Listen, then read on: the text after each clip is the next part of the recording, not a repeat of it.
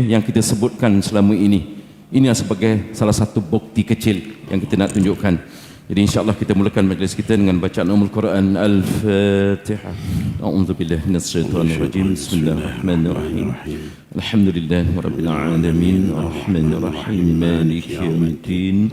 Iyyaka na'budu wa iyyaka nasta'in. Ihdinas siratal mustaqim, siratal ladzina an'amta 'alaihim غير المغضوب عليهم ولا الضالين آمين. أعوذ بالله السميع العليم من الشيطان الرجيم. بسم الله الرحمن الرحيم. الحمد لله رب العالمين، والصلاة والسلام على أشرف الأنبياء والمرسلين وعلى آله وصحبه أجمعين ولا حول ولا قوة إلا بالله العلي العظيم. Yang dimuliakan lagi dihormati penceramah jemputan khas kita pada malam ini, Al-Fadil Al-Ustaz Muhammad Hazri bin Hashim Al-Bindani, yang selalu kita dengar suaranya di dalam Radio IKIM yang selalu membicarakan tentang sirah Nabi, dan malam ini kita bawakan siaran secara langsung di masjid kita. Jadi tuan-tuan, pertama dan selamanya mari kita ucapkan syukur kepada Allah Subhanahu Wa Taala kerana pada malam ini memberikan kesempatan dan keizinan, juga salam hormat, salam penghargaan kepada seluruh barisan kepimpinan Masjid At-Taqwa, imam-imamnya, bilalnya dan seluruhnya. Juga tidak dilupakan pada seluruh jamaah yang hadir pada malam ini. Semoganya kehadiran kita pada malam ini Allah pandang dengan penuh rahmat, dan Rasulullah mengiktiraf kita sebagai umatnya. Jadi untuk makluman, sebelum saya serahkan kepada Al-Fadil Ustaz, di tangan saya ada satu kitab risalah dihasilkan oleh Al-Ustaz sendiri, yang bertajuk 6 aspek utama mengenali Rasulullah sallallahu alaihi wasallam. Jadi malam ini untuk makluman sidang jamaah, Ustaz akan merujuk pada kitab ini. Kalau dalam bahasa membedah siasat, kita akan menerobos melalui kitab ini. Jadi pada tuan-tuan yang ingin mendapatkan kitab ini, ada dijual di karangan di luar pintu situ, dengan harga RM25 saja. Murah sangat tuan-tuan, RM25 sahaja. Insya-Allah. Jadi tanpa membuang masa, saya dengan penuh rasa hormat dan rendah diri menyebut kepada Al-Fadil untuk memimpin kuliah kita pada malam ini. Dipersilakan dengan penuh hormatnya. Allah. Assalamualaikum warahmatullahi wabarakatuh. Alhamdulillah nahmaduhu wa nasta'inuhu wa nastahdihi wa nastaghfiruh wa na'udzu billahi min syururi anfusina min sayyiati a'malina. Man yahdihillahu fala mudilla lahu wa man yudlilhu fala hadiya lahu. Asyhadu an la ilaha illallah, asyhadu anna Muhammadan abduhu wa rasuluhu wa habibuhu wa khaliluhu. Allahumma salli wa sallim ala sayyidina Muhammad wa ala alihi wa ashabihi wa man nasarahu wa wala. Qala rabbi shrah li sadri wa yassir li amri wa hlul 'uqdatam min lisani yafqahu qawli. Rabbi yassir wa la tu'assir, rabbi tammim bi khair. Terima kasih pada pimpinan majlis yang dimuliakan Tuan Imam, Tuan Nazi, pegawai dan seluruh jawatan kuasa masjid, para asatizatul kiram, ahbabuna fillah, muslimin dan muslimat, mudah-mudahan mendapat rahmat dan keberkatan daripada Allah Subhanahu wa taala. Alhamdulillah, segala puji dan syukur kepada Allah Subhanahu wa taala kerana dengan limpahan rahmat, taufik, hidayah dan juga inayah daripada Allah Subhanahu wa taala, pada malam ni kita dapat sama-sama bertemu. Dan pada malam ni insya-Allah kita akan sebut beberapa perkara berkenaan dengan aspek-aspek utama dalam kita mengenali Rasulullah sallallahu alaihi wasallam, supaya kita lebih dekat kepada baginda, rasa kagum, bangga dan beriman kepada baginda sallallahu alaihi wasallam yang merupakan tuntutan yang dituntut dalam surah Al-A'raf ayat 157. Allah Subhanahu wa taala berfirman, "Falladzina amanu bihi wa 'azzaruhu wa nasaruhu wattaba'un nura alladzi unzila ma'ah ulaika humul muflihun." Orang-orang yang beriman dengan baginda, wa 'azzaruhu, orang-orang yang rasa kagum dan bangga dengan baginda, wa nasaruhu, orang-orang yang membantu agamanya dan perjuangannya, wattaba'un nur alladhi unzila ma'ah, dan orang-orang yang mengikuti nur yang diturunkan bersama baginda, ulaika humul muflihun, merekalah orang-orang yang berjaya. Jadi itu rahsia kejayaan kita. Maka sudah semestinya kita patut ambil tahu dan ambil kenal kepada Nabi kita, supaya terpupuk perasaan-perasaan rasa beriman, rasa kagum, rasa bangga, rasa nak bantu baginda, dan rasa nak menyambung perjuangan baginda, serta mencetuskan ketaatan yang menjadikan kita orang yang tegar dalam mengikuti sunnah-sunnah baginda sallallahu alaihi wasallam, supaya kita jadi umat yang berjaya. Baik, kerana waktu yang singkat, saya akan ringkaskan perbahasannya. Aspek yang pertama kita kena kenal Nabi kita ialah namanya. Hendaklah kita mengetahui nama dan gelaran baginda sallallahu alaihi wasallam, terutama nama dan gelaran yang disebut di dalam Al-Quran. Nama baginda yang paling agung ialah Muhammad. Kerana itulah nama yang tertulis di tiang arash.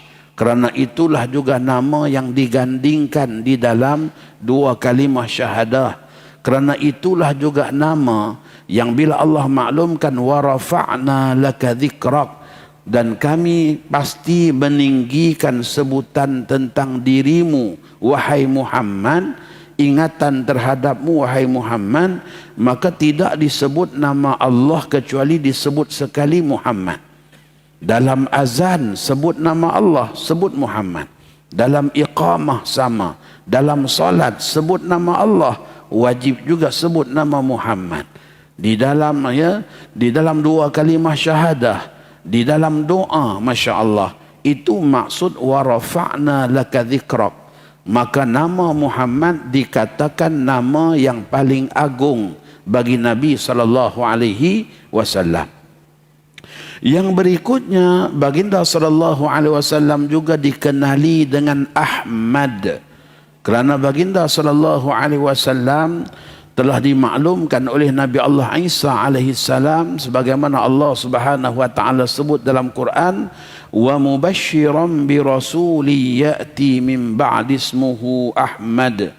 Kedatangan Nabi Allah Isa alaihi salam diutuskan selain daripada berdakwah dan menyampaikan agama, Nabi Isa juga sebagai pemberi khabar berita gembira akan datangnya seorang nabi sesudah baginda yang namanya Ahmad. Itu juga merupakan nama Rasulullah sallallahu alaihi wasallam yang disebut di dalam Al-Quran.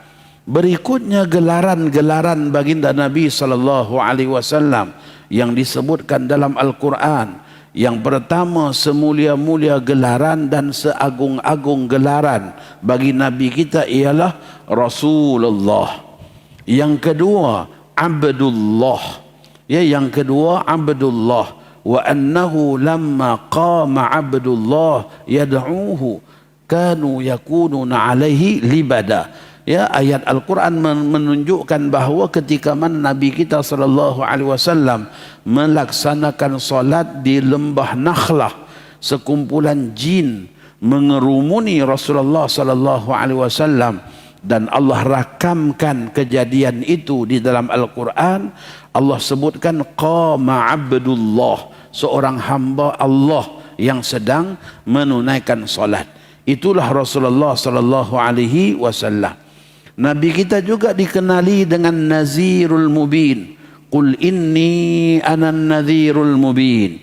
Katakanlah wahai Muhammad, sesungguhnya aku adalah pemberi peringatan yang jelas.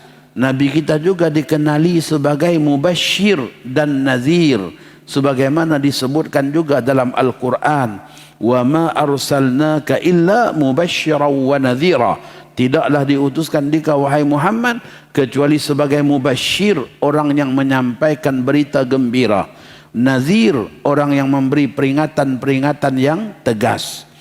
Yang berikutnya, Nabi kita sallallahu alaihi wasallam juga dikenali dengan nur. Qad ja'akum minallahi nurun wa kitabun mubin. Telah datang kepada kalian daripada Allah nur dan kitab yang jelas, yaitu Al-Quran. maka nur di situ adalah Nabi Muhammad sallallahu alaihi wasallam. Maka gambarannya adalah seumpama Nabi kita ini adalah penyuluh kepada rohaniyah kita. Kita saat berada dalam gelap, mata tidak nampak. Tidak nampaknya mata kita bukan kerana tak ada biji mata, tetapi kerana tidak ada cahaya. Maka begitulah maksudnya mata hati tiap-tiap orang daripada kita, ya, perlu kepada suluhan nur yang dibawa oleh Nabi Muhammad sallallahu alaihi wasallam. Maka digambarkan baginda itu sebagai nur. Wattaba'an nur alladhi unzila ma'ah, bukan nur unzila alaih, unzila ma'ah. Ya, bermaksud diri baginda itu adalah nur kerana baginda lah terjemah kepada Al-Quran. Nabi kita lah gambaran keseluruhan maksud wahyu-wahyu Allah. Maka dengan sebab itulah dinamakan baginda dengan nur. Baik, berikutnya beberapa nama Nabi kita yang disebutkan dalam hadis. Ya, dalam hadis yang sahih. Yang pertama ialah namanya Al-Mahi, yang bermaksud penghapus, yang dengannya Allah menghapuskan kekufuran. Yang kedua namanya Al-Hashir, yang mengumpulkan. Kerana di hari akhirat kelak seluruh manusia akan berkumpul kepada baginda. Yang berikutnya ialah baginda sallallahu alaihi wasallam juga dikenali dengan panggilan Al-Aqib, yaitu yang terakhir. Kerana baginda lah penutup segala kenabian dan kerasulan. Baginda sallallahu alaihi wasallam juga dikenali dengan Nabiur Rahmah, Nabi pembawa rahmat. Dalam satu hadis Nabi kita katakan, innama ana rahmah, sesungguhnya aku adalah rahmat. Baginda sallallahu alaihi wasallam juga dikenali dengan Nabiyut Taubah, Nabi pembuka pintu taubat, bahkan memudahkan jalan taubat. Umat-umat yang terdahulu bila mereka nak bertaubat, mereka terpaksa minta Nabi mereka tolong taubatkan untuk mereka. Qalu ud'u lana rabbak. Ya, mereka berkata, wahai Musa, berdoalah kepada Allah, pohon keampunan Allah buat kami. Masya Allah, sampai begitu. Nak bertaubat kena nabi-nabi yang tolong minta. Tetapi dengan umat Nabi Muhammad, kerana kemuliaan yang Allah berikan dan pengkhususan yang Allah berikan kepada Nabi kita, sehingga kan Masya Allah dipermudahkan jalan taubat. Yang berikutnya Nabi kita juga Al-Muqaffa, rentetan yang terakhir atau yang dimuliakan.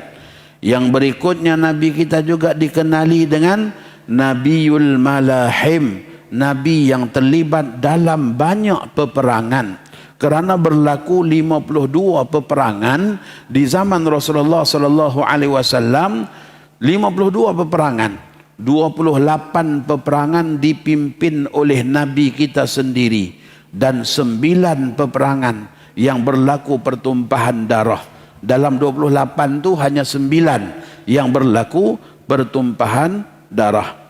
Baik, itu aspek pertama. Kenal Nabi Muhammad bermaksud kita ambil tahu nama baginda. Jangan layan Nabi kita macam postman, tuan-tuan. Postman datang bawa surat ke rumah, kita hanya nak ambil tahu isi kandungan surat. Postman tu pun kita tak kenal siapa. Ya, anak siapa, makan apa, tinggal kat mana, kita tak ambil peduli. Kita hanya nak tahu isi kandungan surat aja. Maka begitulah ummah yang tak ambil tahu tentang Nabi Muhammad. Kalau sekadar nak mengamalkan apa yang Nabi kita bawa, tapi dia tak ambil kenal siapa Nabi. Baik, yang berikutnya, aspek yang kedua ialah kenal Nabi kita pada nasab keturunannya.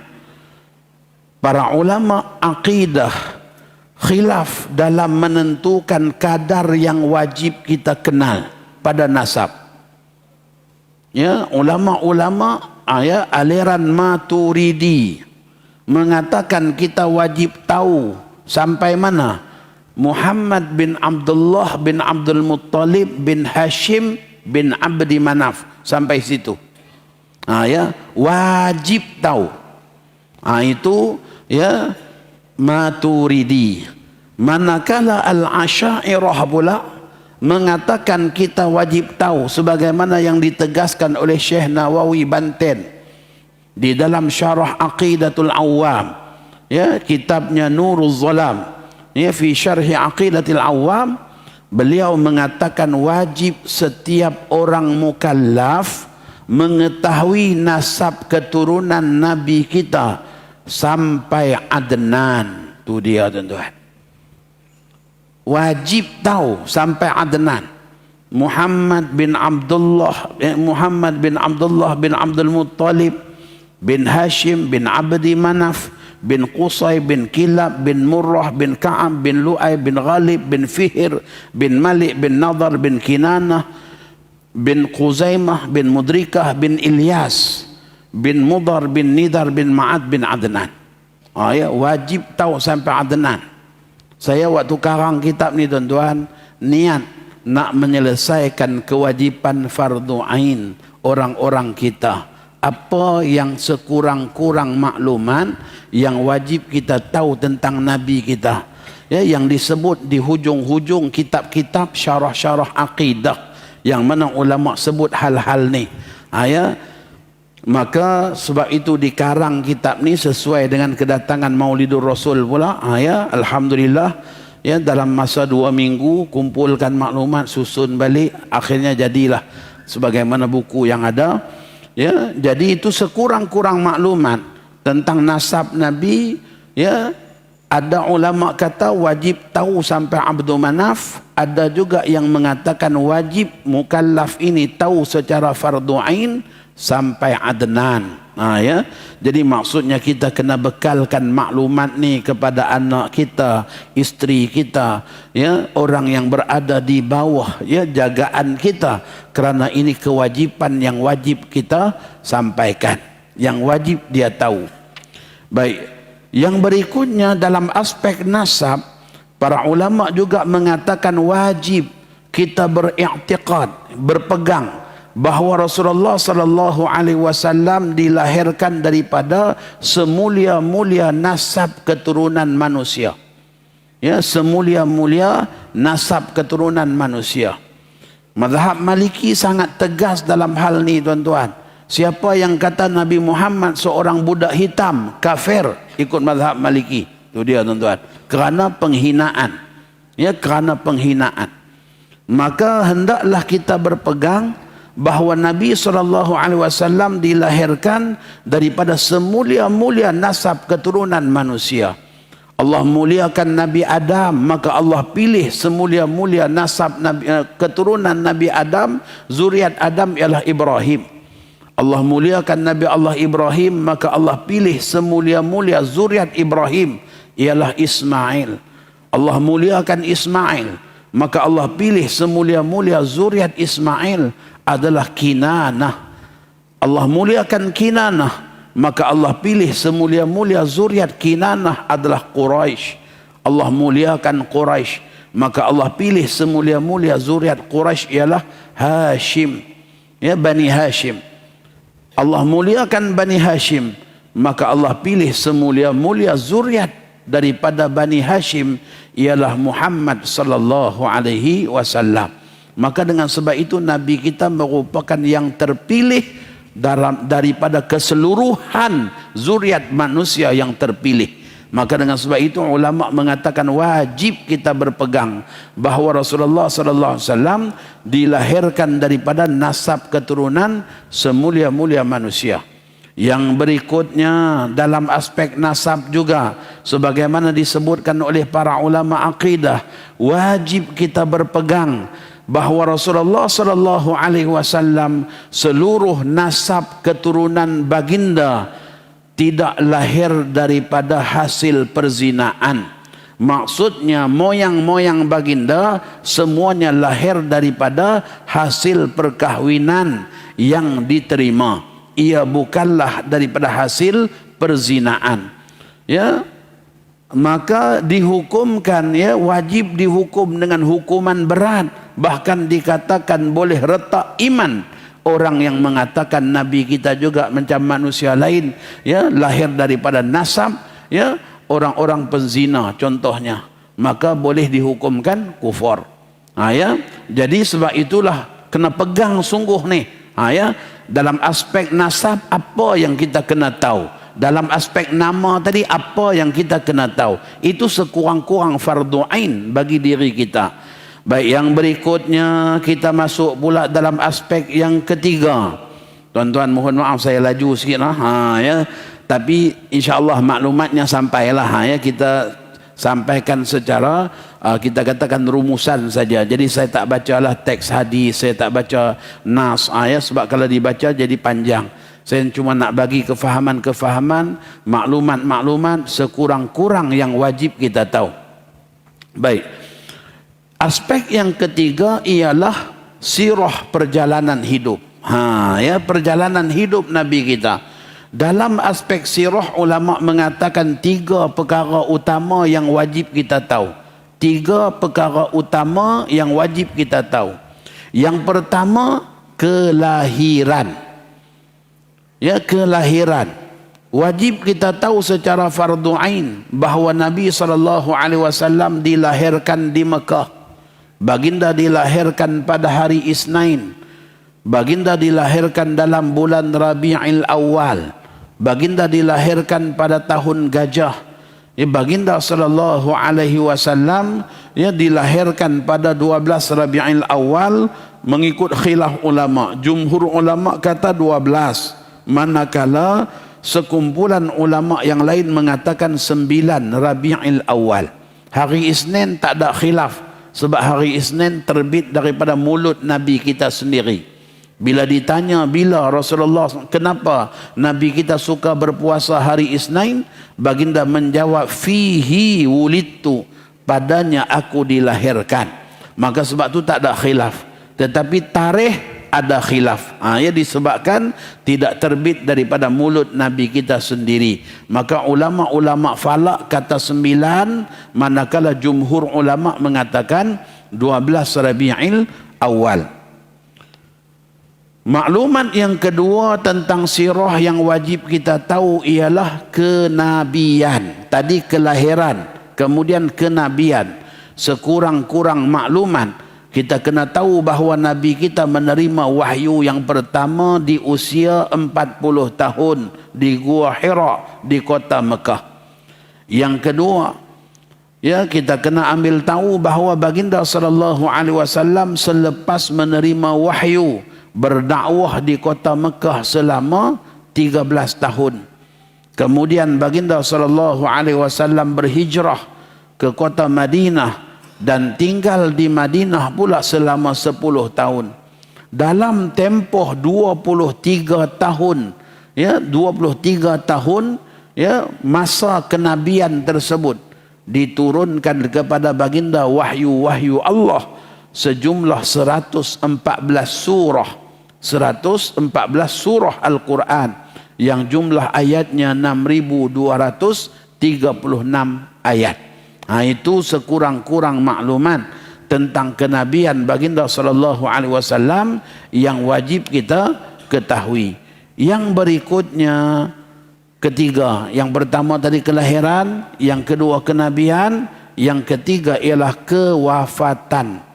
Hendaklah kita tahu bahawa Nabi kita wafat di kota Madinah pada usia 63 tahun, dimakamkan di Madinah Al-Munawwarah, dan baginda SAW hidup di alam barzakh sehingga mendengar setiap ucapan selawat dan salam daripada umatnya. Tidaklah seorang pun yang berselawat kepadaku sehingga Allah kembalikan ruhku. Allah kembalikan ruhku untuk menjawab salamnya. Maka kata para ulama, kalau ruh dikembalikan kepada jasad, tidakkah hidup? Maka dengan sebab itulah, ya, apa yang Nabi kita maklumkan itu nak merealisasikan makna orang yang ziarah kepadaku selepas aku wafat sama seperti berziarah kepadaku waktu aku hidup. Kerana apa? Saat berselawat ruh dikembalikan. Dan tubuh para nabi itu tidak dimakan bumi. Ya.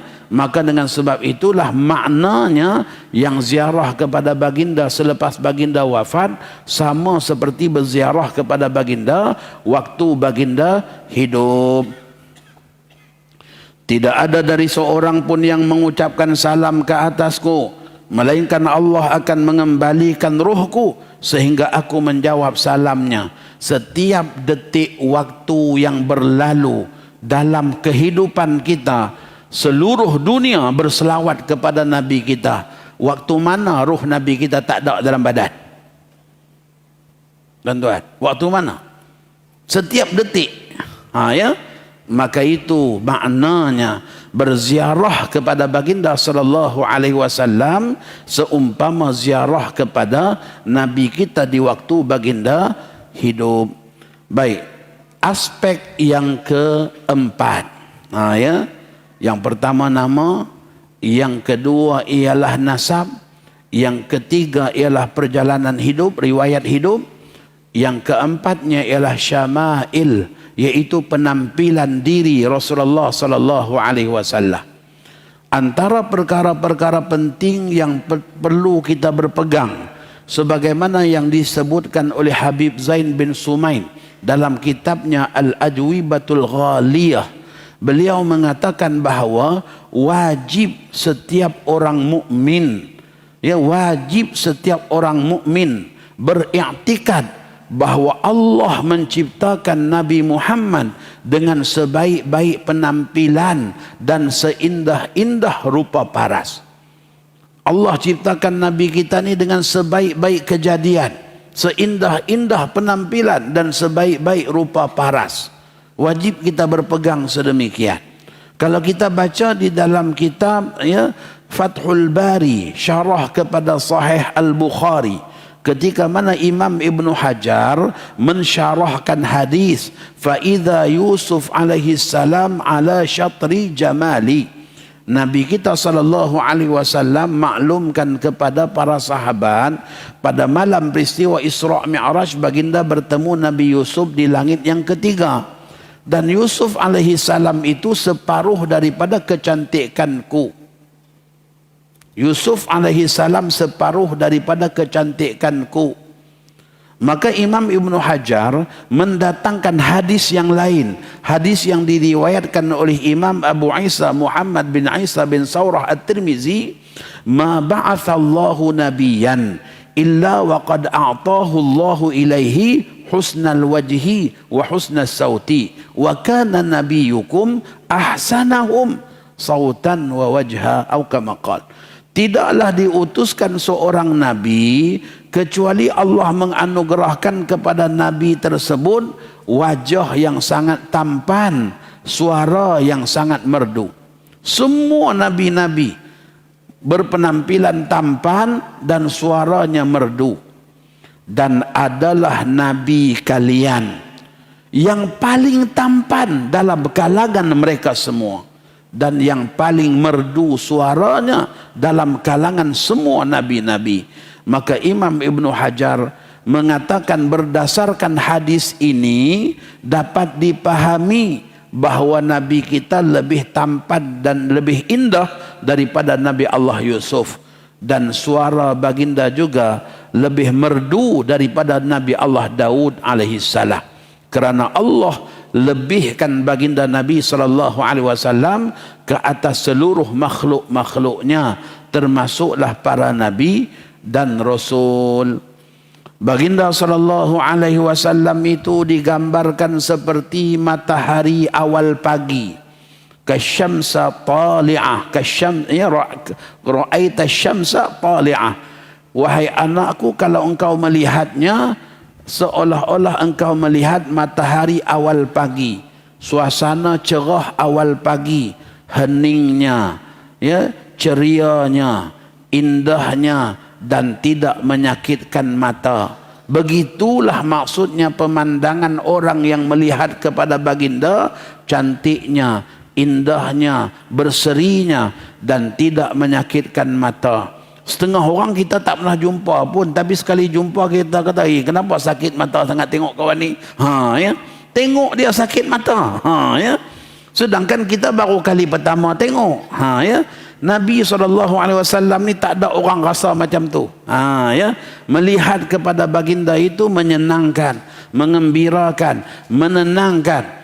Ya, bahkan dalam Sunan At-Tirmizi sebut, ya, Sayyidina Abu Bakar As-Siddiq bila tengok Nabi kita saja langsung hilang rasa lapar. Masya Allah.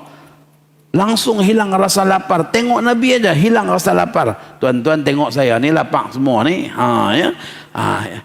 Jadi Nabi SAW tengok ke Nabi tu hilang rasa lapar, tuan-tuan. Mudah-mudahan Allah anugerahkan kita peluang tengok Nabi SAW. Rupa yang dilihat oleh Abu Bakar As-Siddiq. Tangan yang lembut, tubuhnya harum, Masya Allah.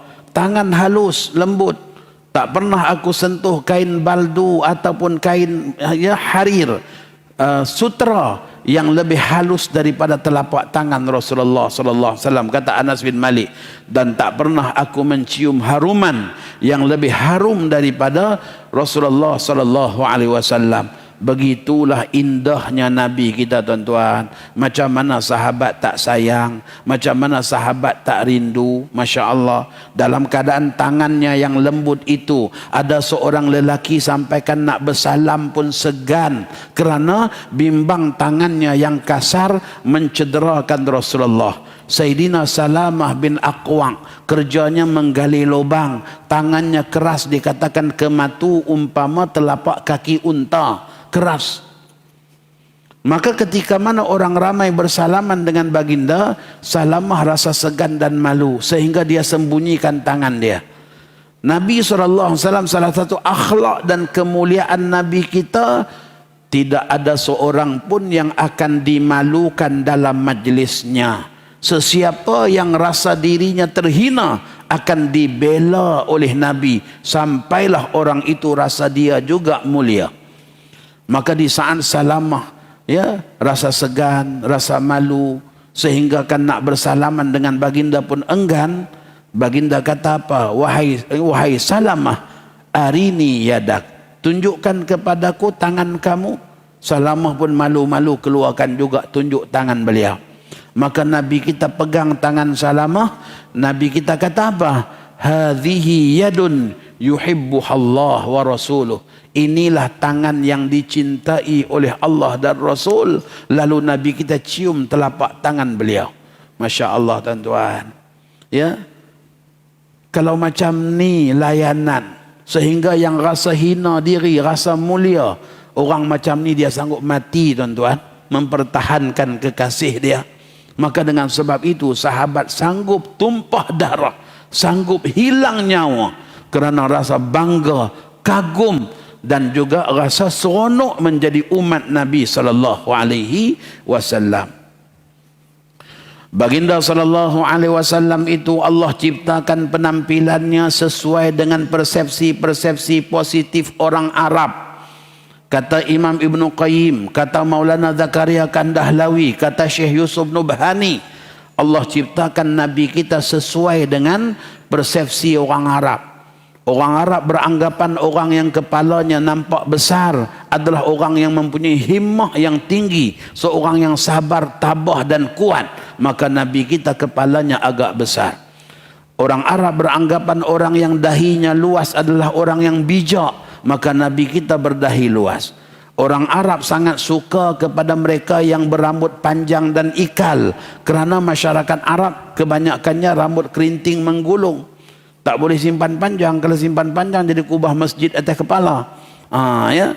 Maka mereka suka dengan orang yang rambut ikal. Nabi kita berambut ikal. Orang Arab beranggapan orang yang telapak tangannya tebal adalah orang yang mempunyai ciri-ciri kepimpinan yang hebat. Kalau diberi peluang memimpin, dia boleh memimpin ummah. Masya Allah. Sebab itu kata Maulana Zakaria, Nabi tak dicerca pada rupa paras. Nak jadi pemimpin tangan pun kurih runcing, tak ada macam tu. Sebab apa? Sebab Masya Allah, telapak tangan baginda tu tebal, sama macam persepsi orang Arab. Beranggapan orang yang telapak tangannya tebal adalah orang yang mempunyai ciri kepimpinan yang hebat, yang boleh memimpin umat. Orang Arab beranggapan mereka yang telapak kakinya tebal, tumitnya kecil, ya, adalah orang yang sangat berani sehingga tidak akan berundur di medan tempur. Nabi kita berpenampilan sedemikian. Orang Arab beranggapan mereka yang berdada bidang adalah orang yang gagah. Nabi kita berdada bidang. Orang Arab beranggapan orang yang mempunyai sendi-sendi yang besar adalah orang yang kuat. Nabi kita mempunyai persendian yang besar. Begitulah maksudnya Allah ciptakan Nabi kita sesuai dengan persepsi-persepsi positif bangsa Arab, sehingga Nabi kita tidak dicerca pada rupa paras baginda sallallahu alaihi wasallam.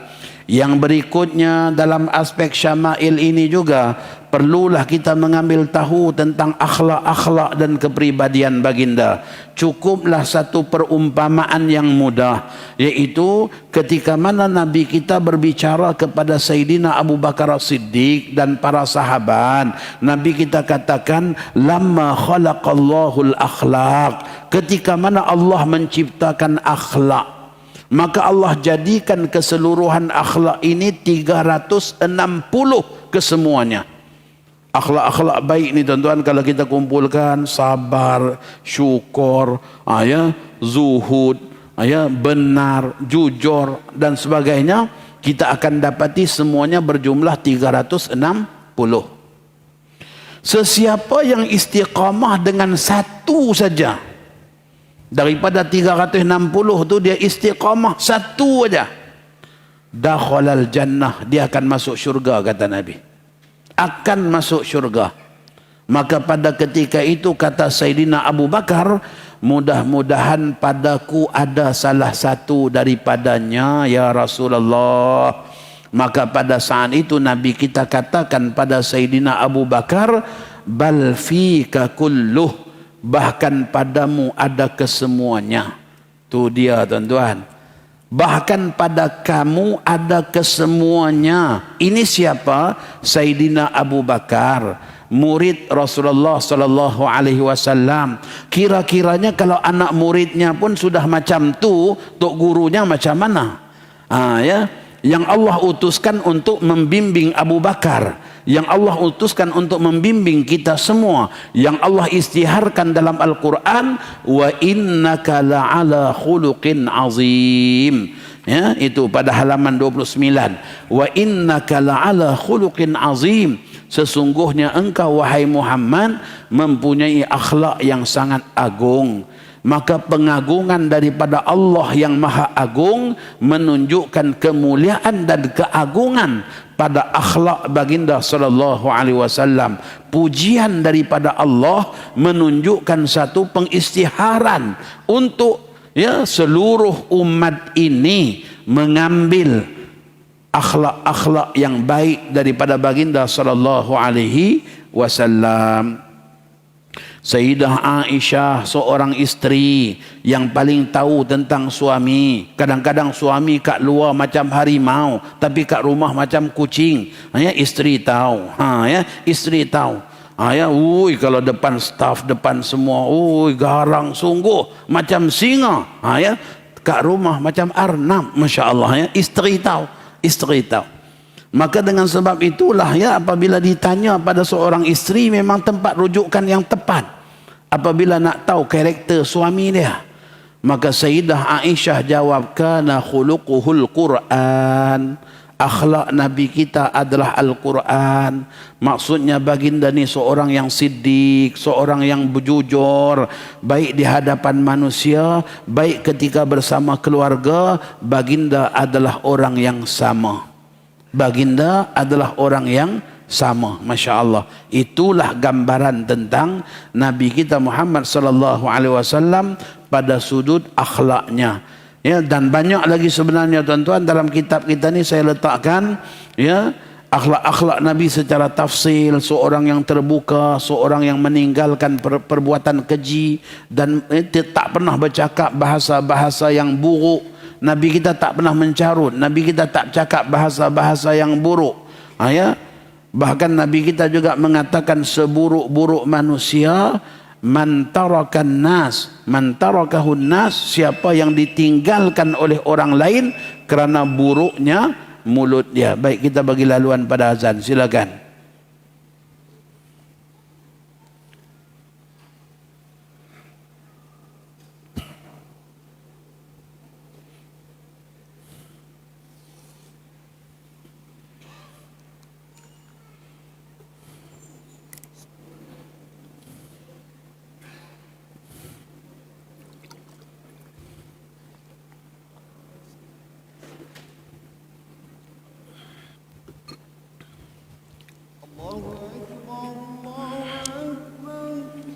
Allahu Akbar, Allahu Akbar.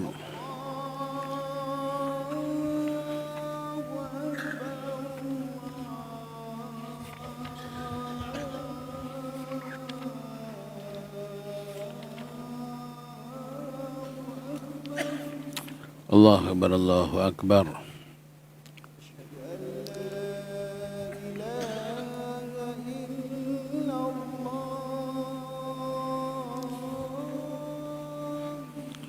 Asyhadu an la ilaha illallah.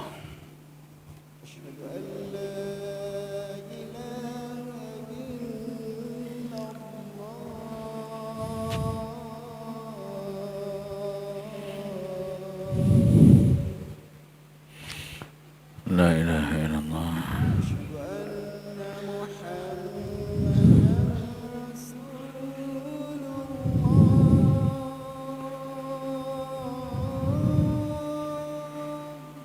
Asyhadu anna Muhammadar Rasulullah.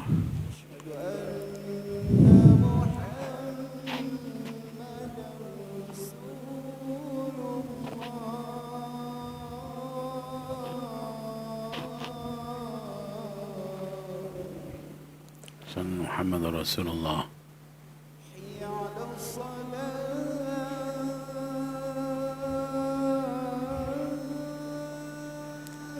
لا حول ولا قوة إلا بالله العلي العظيم.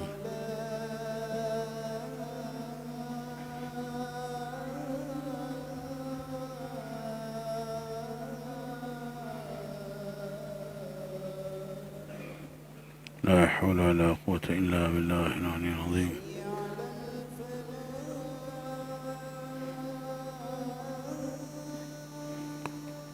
لا حول ولا قوة إلا بالله العلي.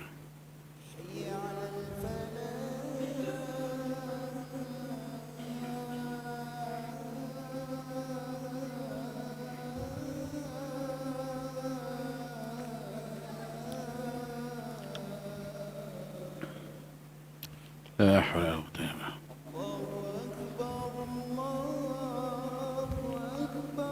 الله أكبر، الله أكبر.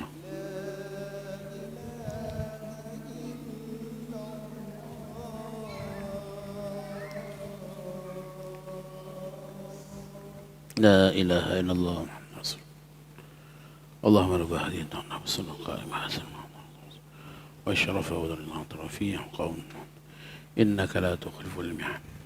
Antara akhlak-akhlak utama baginda sallallahu alaihi wasallam ialah baginda sallallahu alaihi wasallam tidak menolak permintaan orang lain. Seorang yang sangat pemurah dan tidak pernah menolak permintaan orang lain.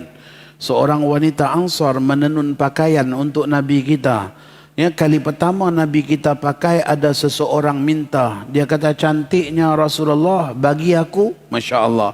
Kali pertama Nabi kita pakai. Maka pada saat itu Nabi kita katakan, baiklah. Nabi kita masuk rumah tukar pakaian. Orang ramai kata, awak pun dah tahu dah. Nabi kita ni kalau minta aja mesti baginda bagi. Awak minta buat apa? Baginda pun memang perlu nak pakai pakaian tu. Maka kata orang tersebut, aku nak jadikan ia kafan aku. Sungguh tuan-tuan, dia meninggal dan dikafankan dalam pakaian tersebut. Masya Allah. Yang berikutnya baginda sallallahu alaihi wasallam seorang pemaaf. Waktu Nabi kita berdakwah kepada orang-orang Saqif dan Hawazin, baginda dipukul, baginda diusir, baginda dihalau, baginda dicaci maki, baginda dikhianati. Maka saat Nabi kita dalam kesedihan, datang Jibril dan malaikat penjaga gunung minta izin untuk mengangkat gunung dan dihempapkan ke atas orang-orang tersebut.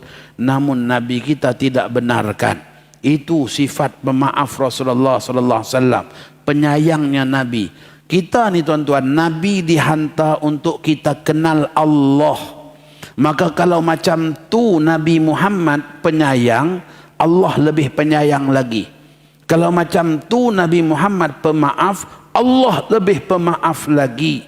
Kerana bagi Allah itu 100 rahman.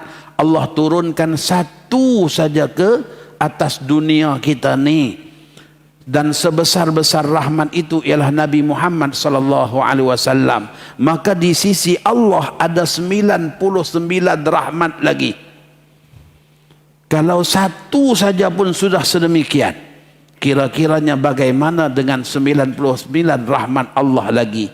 Maka dengan sebab itulah kenal Nabi Muhammad adalah jalan untuk kita kenal sifat-sifat Allah. Ya, takhallaqu bi akhlaqillah, hendaklah kalian berakhlak dengan akhlak Allah. Kalau Nabi kita sabar, Allah maha sabar. Kalau Nabi kita orang yang berterima kasih, Allah lebih maha berterima kasih.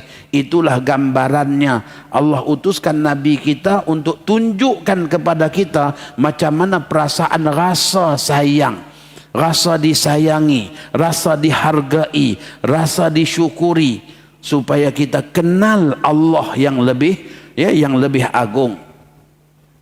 Yang berikutnya, baginda sallallahu alaihi wasallam seorang yang sangat tawadhu sehingga akan memberi salam kepada kanak-kanak. Dijemput makan makanan orang-orang kebanyakan, makan bahagian kuku binatang, Nabi kita datang. Baginda sallallahu alaihi wasallam juga seorang yang sangat mengutamakan silaturahim, sehingga dalam wasiat-wasiat dan pesanan-pesanan utama Nabi kita, baginda sentiasa menyelitkan peringatan tentang menjaga hubungan silaturahim. Baginda sallallahu alaihi wasallam seorang yang sangat berani dan seorang yang dermawan. Baginda sallallahu alaihi wasallam seorang yang sangat pemalu. Sayyidina Abi Sa'id Al-Khudri menggambarkan Nabi kita malu seumpama anak-anak gadis. Yang mana anak-anak gadis ni kalau dia malu, mak ayah dia tahu. Kalau dia tak suka, dia marah pun, mak ayah boleh tengok pada wajah saja. Sebab kerana malu tu dia taklah menjerit, dia taklah menengking disebabkan malu. Maka kata Abu Sa'id, kami para sahabat tahu Nabi kita tak suka ataupun Nabi marah hanya dengan melihat riak wajah baginda. Tak pernah Nabi kita marah-marah seumpama orang lain. Ya, yang kadang-kadang Masya Allah tengok tenang, baik, tapi kalau mengamuk, baldi pun dia sepak. Ya, kalau mengamuk, baldi dia sepak, segala benda dia baling, mengamuk-ngamuk, menjerit-jerit, itu orang tak ada sifat malu. Ya, Rasulullah sallallahu alaihi wasallam seorang yang sangat pemalu, sehingga kata Abu Sa'id, kami tahu Nabi marah pun hanya melihat pada wajah baginda. Tidak dengan jeritan suara. Ya, nampak urat timbul antara dua keningnya, itu tanda bersungguh-sungguh menahan marah, tetapi tidak menzahirkan marah seumpama orang lain. Baginda sallallahu alaihi wasallam hidupnya sederhana dan ia pilihan baginda sendiri, tuan-tuan. Nabi kita ni bukan orang susah. Bukti Nabi kita bukan orang susah. Nabi kita bayar mas kawin kepada isteri-isteri baginda senilai 400 dinar. Setiap orang isteri dibayar 400 dinar. Tuan-tuan tahu 400 dinar 320 ribu duit kita, tuan-tuan. Ada di sini, Ustaz, saya bagi mas kawin 320 ribu. Ada 80 ringgit tunai. Ya. Jadi maksudnya Rasulullah sallallahu alaihi wasallam orang yang berada. Ya, bukan Nabi kita miskin, tetapi Nabi kita yang pilih untuk hidup sedemikian. Apa yang baginda ada, baginda berikan kepada ummah, sehingga kan tak ada apa di rumah. Sebab dia pilih untuk hidup macam tu. Maka sebab itulah para ulama mengatakan miskinnya Nabi Muhammad bukan menunjukkan mulianya miskin, tidak. Tetapi menunjukkan mulianya pengorbanan. Kerana baginda sanggup berkorban untuk hidup sedemikian supaya dapat dicontohi oleh orang-orang miskin dan orang-orang kaya. Supaya yang kaya tidak lupa diri dan supaya yang miskin juga tahu menghargai dan menjaga kemuliaan diri. Ya, kalau Nabi kita hidup kaya raya, orang miskin yang murtad dia kata apa? Nabi tak apalah, Nabi tak pernah hidup susah. Kami ni hidup susah. Ya. Maka saat Nabi kita juga hidup dalam hal keadaan berminggu-minggu di rumah baginda tak ada makanan, hanya ada air dan kurma saja, maka orang miskin pun tak boleh nak kata macam tu. Sebab Nabi kita juga hidup melarat macam mereka. Itu pilihan baginda sebagai satu pengorbanan besar untuk menunjukkan contoh kepada umatnya. Maka sedangkan Nabi kita boleh pilih untuk Nabi kita hidup kaya raya, tapi baginda yang pilih untuk hidup sedemikian. Baik, yang berikutnya, aspek yang berikutnya ialah fadail, kelebihan-kelebihan yang Allah anugerahkan kepada Nabi kita yang tak diberikan kepada seorang Nabi pun yang lain. Ya, tak ada seorang pun diberikan, hanya khusus untuk Nabi kita aja. Ini tanda kita kenal Nabi Muhammad. Ya, kalau kita tak tahu apa kelebihan Nabi kita, ya, maka kita belum kenal baginda. Maka ini sekurang-kurang maklumat yang kita kena tahu, ya, apa yang Allah lebihkan Nabi kita daripada nabi-nabi yang lain. Kalau Imam Izzuddin beliau mengarang kitab Bidayatus Sul fi Tafdhilir Rasul, ada 40 kelebihan Nabi Muhammad yang melebihi nabi-nabi yang lain.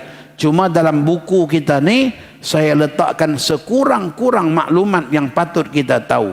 Yang pertama ialah baginda adalah khatamun nabiyyin, penutup kenabian. Yang kedua, baginda adalah penghulu kepada seluruh anak Adam. Ana sayyidu waladi Adam, aku penghulu kepada anak Adam. Adam dan orang-orang sesudahnya semua akan berada di bawah kepimpinanku pada hari kiamat. Yang berikutnya, baginda telah pun dimaklumkan Allah bahawa seluruh kesalahan-kesalahannya telah diampunkan, baik kesalahannya yang lalu dan kesalahannya yang akan datang. Sedangkan para nabi yang lain tidak diberi makluman yang sedemikian. Maka dengan sebab itu bila kita baca dalam Sahih Bukhari macam mana nabi-nabi dan rasul enggan membantu umat mereka di padang mahsyar, kerana masing-masing dalam kalangan mereka mengatakan apa? Allah sangat murka, kemurkaan Allah tidak terperi, pergilah kepada orang lain, aku malu dengan diriku sendiri. Sebab apa nabi-nabi cakap macam tu? Kerana tidak dimaklumkan kepada mereka sebagaimana makluman yang dimaklumkan kepada Nabi kita, bahawa baginda sentiasa dimaafkan, diampuni kesalahan-kesalahannya yang lalu dan yang akan datang. Maka sebab itu hanya Nabi kita yang layak untuk beri syafaat, ya, syafaatul uzma kepada seluruh umat manusia. Yang berikutnya, baginda adalah orang pertama yang akan memasuki syurga. Ana awwalu man yadkhulul jannah, akulah orang pertama yang akan memasuki syurga. Tidak akan dibuka pintu syurga kecuali ketika mana Muhammad sallallahu alaihi wasallam yang mengetuk pintunya. Yang berikutnya, baginda sallallahu alaihi wasallam juga dijanjikan pengikutnya paling ramai akan memasuki syurga, sehingga disebutkan bahawa separuh daripada penduduk syurga itu adalah umat Nabi Muhammad sallallahu alaihi wasallam. Mudah-mudahan kita tergolong dalam kalangan mereka, amin. Yang berikutnya, dianugerahkan kepada Nabi kita syafaat. Ini juga merupakan kasih Rasulullah kepada kita. Dalam sebuah hadis Nabi kita katakan, khuyyirtu baina syafa'ah, aku diberi pilih, sama ada aku nak pilih syafaat atau aku pilih separuh umat ini masuk syurga tanpa hisab. Allah tawarkan, Muhammad, kamu nak yang mana? Nak syafaat atau separuh umat kamu masuk syurga tanpa hisab? Maksudnya separuh lagi dalam neraka. Maka Nabi kita kata, ya, ikhtartu syafa'ah, aku memilih syafa'ah. Kerana kata Rasulullah, dengan syafaat yang dah ada dalam neraka pun dapat aku keluarkan. Masya Allah. Itu kasih sayang Nabi untuk kita, tuan-tuan. Nabi pilih tu untuk kita. Ya, Nabi pilih syafaat, kerana dengan syafaat yang berada dalam neraka pun dapat dikeluarkan. Akhirnya didoakan, Tuhanku, jangan kau biarkan seorang pun yang berada dalam neraka walaupun imannya sebesar zarrah, keluarkanlah, maka semuanya akan dikeluarkan. Baik, yang berikutnya dianugerahkan kepada baginda 5 kelebihan. Yang pertama, kegerunan dalam hati musuh sejauh sebulan perjalanan. Sebulan sebelum Nabi kita sampai, musuh dah takut dah. Rasa takut itu juga rahman. Sebab bila mereka takut, mereka tak melawan, maka akhirnya mereka tak jadi perang dan mereka dapat Islam. Dijadikan bumi sebagai tempat beribadah. Umat-umat terdahulu hanya boleh beribadah di rumah-rumah ibadah. Tapi umat Nabi Muhammad seluas hamparan bumi ini adalah tempat ibadah. Diberikan juga kepada baginda sallallahu alaihi wasallam ya harta rampasan perang. Umat-umat yang terdahulu tidak halal untuk mengambil harta rampasan perang, tetapi untuk umat Nabi Muhammad dihalalkan harta rampasan perang. Diberikan juga kepada baginda syafaat yang besar, dan diberikan juga kepada baginda, diutuskan Nabi kita ni menyeluruh, sedangkan Nabi-Nabi yang lain hanya dikhususkan untuk umatnya sahaja. Yang berikutnya, inna a'tayna kal kausar, baginda dianugerahkan mata air al-kausar.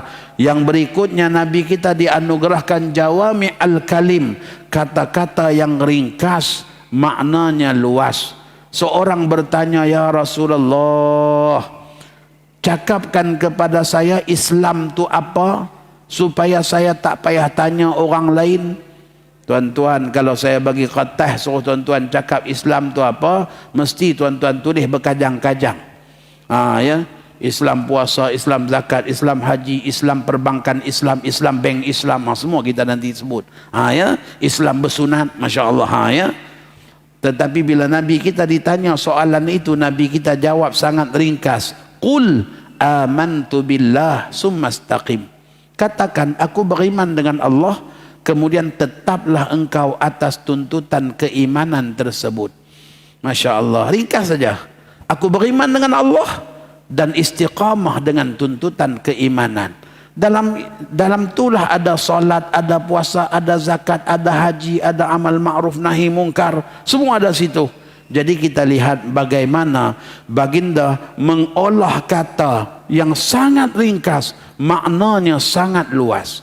Itu dinamakan jawami' al-kalim. Nabi kita katakan, utitu jawami' al-kalim. Aku ni seorang yang dianugerahkan pemberian daripada Allah dengan jawami' al-kalim. Kalimah-kalimah yang ringkas, maknanya luas. Itu kelebihan-kelebihan Nabi kita. Baik aspek yang terakhir, yang keenam. Ya, 10 minit je tuan-tuan. Ya, 10 minit aja. Yang terakhir ialah dalail. Tadi fadail, kelebihan. Dalail, tanda-tanda kenabian, iaitu mukjizat. Ya. Allah Subhanahu wa taala anugerahkan kepada nabi kita dua jenis mukjizat. Satu mukjizat hissiyah, basyariyah, mukjizat yang dapat dilihat oleh panca indera orang yang melihat, yang merasai, yaitu hanya dapat dialami oleh orang-orang yang hidup sezaman dengan baginda. Yang kedua ialah mukjizat aqliyah, fikriyah, mukjizat akal pemikiran, yaitu Al-Quran sebagai mukjizat. Ya, Al-Quran sebagai mukjizat. Maka mukjizat Al-Quran ni berpanjangan sepanjang zaman. Sampai ke zaman kita ni, makin dikaji, makin ditemui, makin dikaji, makin ditemui. Ya, bagaimana Quran bercerita tentang kejadian manusia, daripada air maninya, kepada gumpalan darahnya, kepada ketulan dagingnya, sampai terbentuk janinnya, sampai dianugerahkan panca inderanya, satu persatu Al-Quran cerita, dan dapat dibuktikan dengan sains moden pada hari ini. Ya, sedangkan Masya Allah, waktu Nabi kita bercakap tu, kajian-kajian tentang janin ni belum lagi ada. Maka jelaslah maklumat yang Nabi kita sampaikan itu bukan rekaan baginda, tetapi maklumat daripada Allah yang mencipta seluruh makhluknya. Al-Quran bercerita tentang mubasyirat, tiupan angin yang memaklumkan akan turun hujan. Maka para pengkaji, ya, para pengkaji mengkaji angin mubasyirat ini bertiup pada petang hari Jumaat. Melihat tiupan angin pada petang Jumaat, sudah dapat dijangka jumlah hujan seminggu. Masya Allah. Tengok pada taburan angin petang Jumaat, angin mubasyirat, sudah dapat dijangka berapa banyak hujan dalam seminggu. Masya Allah. Itu ya yang disebut dalam Quran, mubasyiratim baina yaday rahmatih. Ya, angin yang bertiup untuk maklumkan akan turunnya hujan. Masya Allah. Dan banyak lagi lah ya, itu semua maklumat daripada Quran. Maka sebesar-besar mukjizat Nabi Muhammad ialah Al-Quran. Yang kedua mukjizatnya ialah terbelah bulan. Wajib percaya tentang terbelah bulan ni, sebab disebut dalam Quran. Mengingkarinya kafir. Ya, mukjizat terbelah bulan ni sebut dalam Quran. Maka kita wajib tahu, wajib percaya, sebab mengingkarinya boleh kafir. Yang berikutnya Isra' Mi'raj juga disebut dalam Quran. Maka mengingkari Isra' Mi'raj boleh jadi kafir. Yang berikutnya tangisan batang kurma. Batang kurma menangis. Hadisnya hadis apa? Hadis mutawatir. Diriwayatkan oleh lebih 58 orang sahabat. Ulama mengatakan mengingkari hadis mutawatir juga kafir. Maka sebab tu ni yang penting ni, yang penting. Ya, mukjizat-mukjizat utama Nabi kita yang patut kita tahu. Nabi kita berkhutbah pada awal-awal ya kedatangan baginda di Madinah hanya bersandar ataupun berpaut pada batang kurma. Yang tunggul batang kurma yang ada dalam masjid. Apabila seorang sahabat yang bernama Talhah, ya Abu Talhah Zaid bin Sahal menyiapkan mimbar untuk baginda sallallahu alaihi wasallam, maka mulalah Nabi kita berkhutbah di mimbar.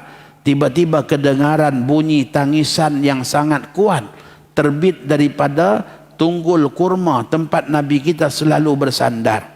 Maka baginda turun daripada mimbar. Nabi kita memujuk batang kurma itu supaya diam, tidak menangis.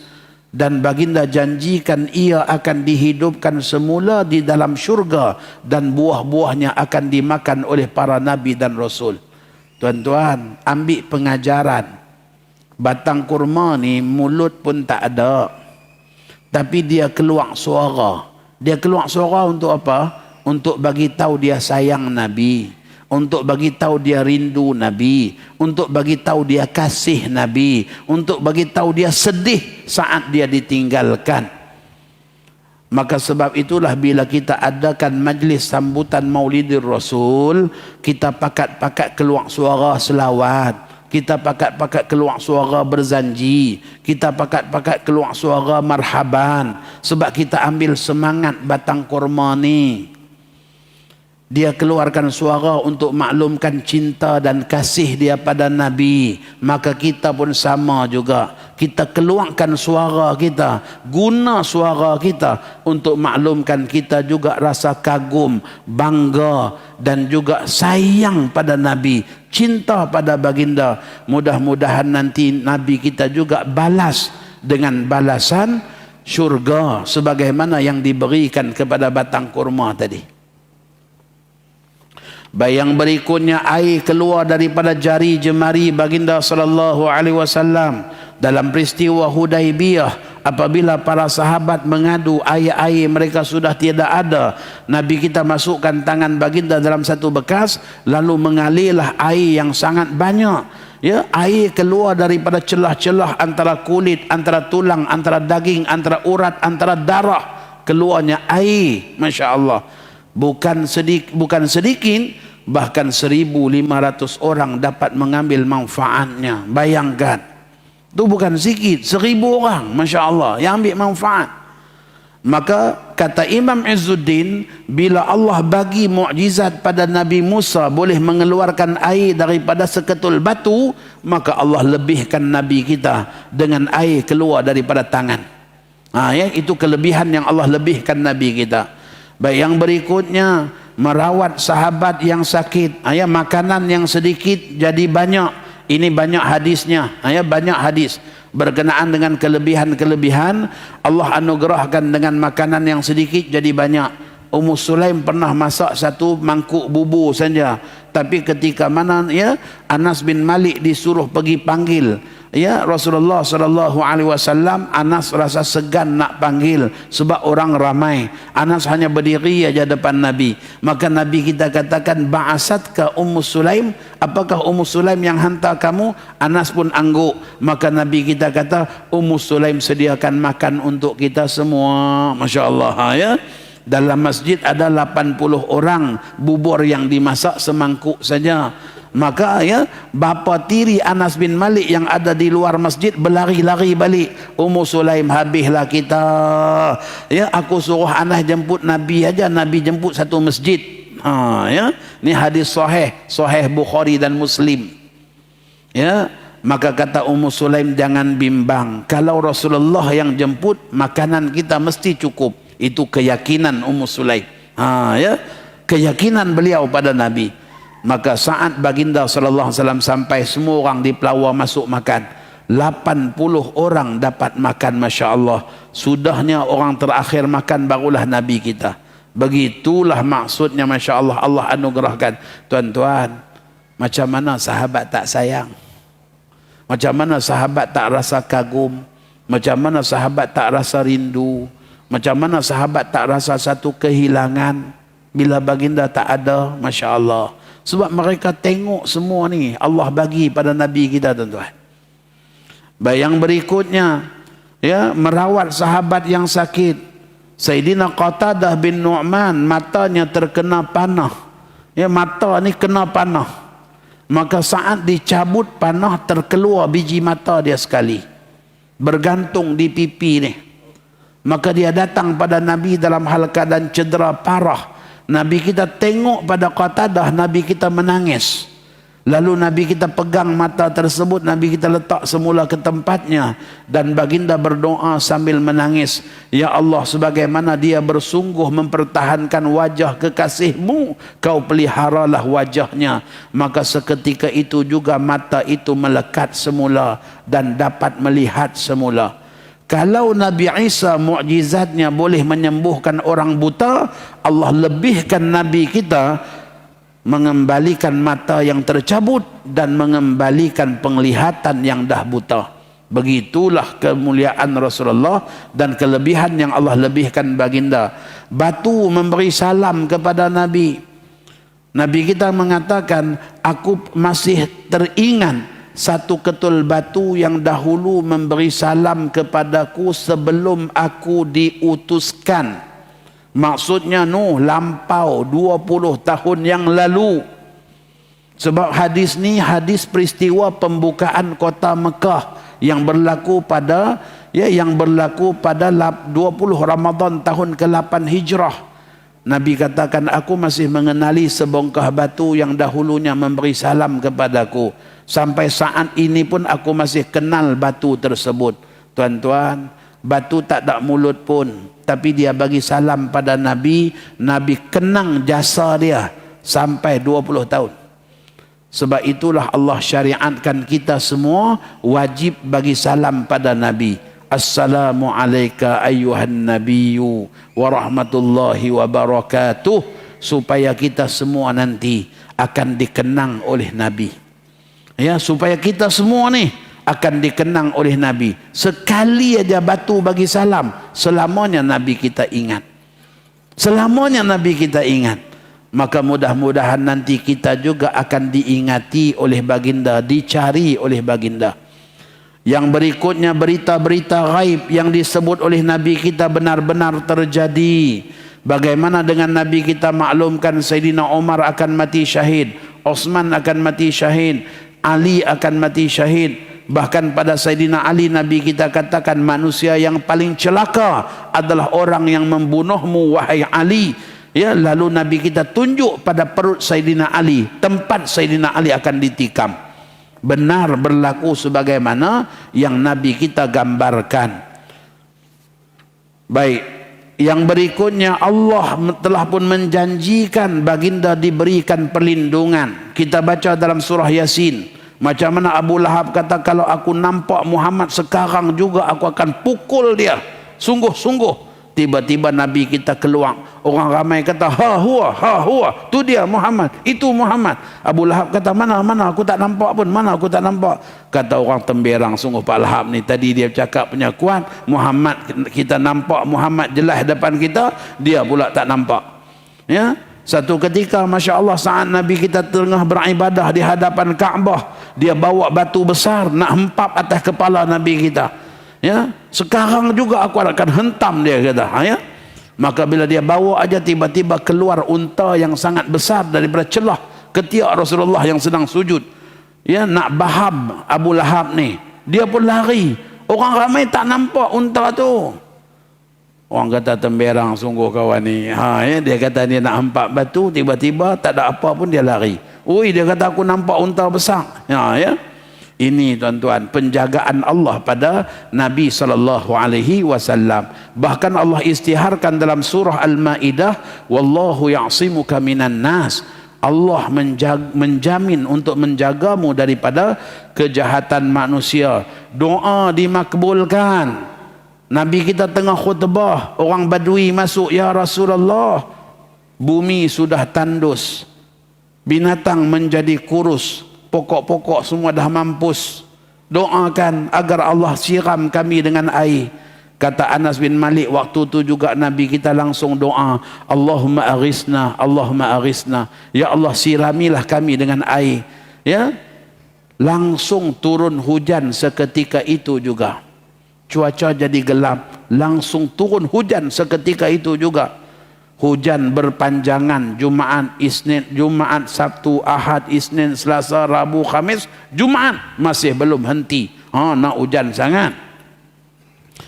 Maka pada ketika Nabi kita berkhutbah pula pada hari Jumaat berikutnya, Badui tadi datang, dia kata, ya Rasulullah, rumah dah roboh. Ya. Pokok-pokok dan binatang hanyut. Ya. Pokok-pokok terbalik habis. Doalah agar Allah alihkan hujan ni daripada kami. Ya. Maka Nabi kita isyaratkan tangan ke langit, Allahumma hawalaina wala alaina. Nabi ulang 3 kali, Allahumma hawalaina wala alaina. Ya Allah, sekeliling kami, jangan lagi ke atas kami. Allahumma ilal audiyah. Ya Allah, hantarlah hujan ni ke lembah-lembah. Maka kata Anas bin Malik, seketika itu juga langit mula mencerah, ya, hujan mula beredar sehingga kota Madinah kering, sedangkan orang yang datang daripada luar semua mengatakan hujan di tempat mereka sangat lebat. Masya Allah. Ya, ni sahabat tengok real tuan-tuan depan mereka.